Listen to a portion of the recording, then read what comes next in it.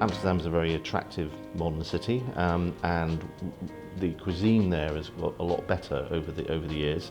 As someone who spent a lot of time in the Netherlands in the last 25 years, finding good food could sometimes be a struggle in the Netherlands.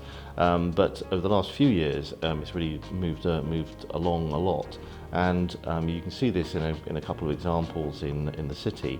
There's a restaurant called Ciel Bleu, 2-star Michelin restaurant, which is on the top floor of the Opera Hotel. It's got a beautiful view out over the city. The food is quite classical but reasonably contemporary. You have excellent service there, lovely wine list, very enjoyable sort of French cooking, and that's somewhere where you definitely get a room with a view. The most interesting of the more recent openings, I think, is a restaurant called Bord'eaux.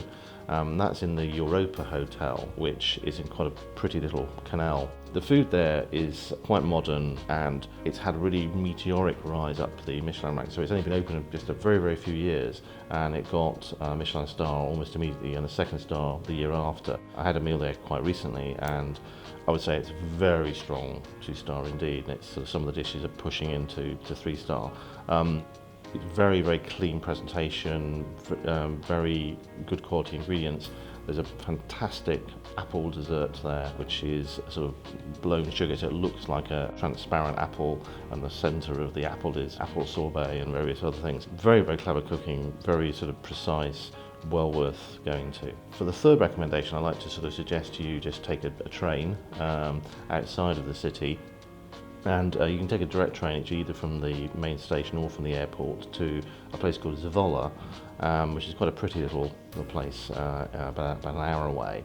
And the reason for heading out there is that this is the home to De Librije, and De Librije is the 3-star Michelin venue for a chef called Johnny Boer, and it's set in a beautiful old monastery. The cooking there is very modern, very sort of contemporary, lots of clever technique, but it's not just clever technique just to show off. Things still taste nice at the end of it, which is not always the case with modernist cooking. But Mr. Boer does it very well. So you get all kinds of very clever and interesting and intriguing ingredient combinations and flavours and textures. But they work really well together, and that's well worth the short train ride out of the centre.